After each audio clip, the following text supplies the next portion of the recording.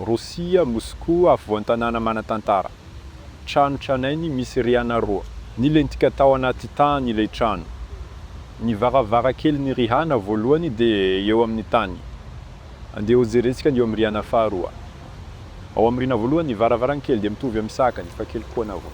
Toa mitovy ny havon'ny varavarankely amin'ny rihana roa taloha. Ny havon'ny rihana faharoa dia lehibe lavitra noho ny havon'ny rihana voalohany. Hitanao ve ny fahasamihafana?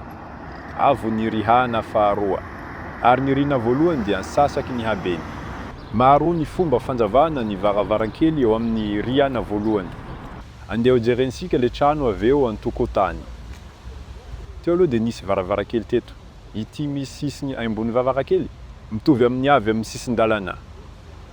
Ity ny fanokafana vako. Nopetahany biriky zany ary nopetahany sokay. Nahoana no manao varavarankely amin'ny tany ary avy eo mametraka azy amin'ny biriky. Tetikasa maro trano ve zany?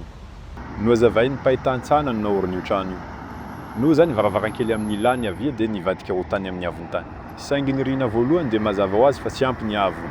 Tokony hisy lakala eo ambanina voalohany. Toy ny trano be misy rihana mifanila aminy. Eo amin'ny tezany tendrombohitra koa ny trano. Na zany aza ny sisiny havia dia sy milentika amin'ny tany ka hatrany amin'ny varavarankely. Nanao ny fototry ny havony ara-dalàna ny mpanao trano. Tsy misy lakaly misy ilay trano be taloha.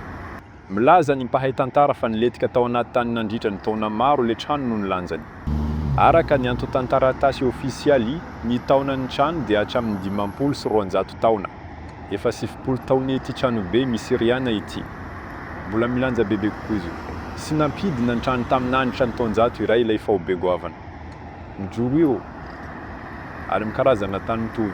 Saingy ny trano maivana misy rihana roa dia milentika amin'ny tany hatrany amin'ny havon'ny varavarankely.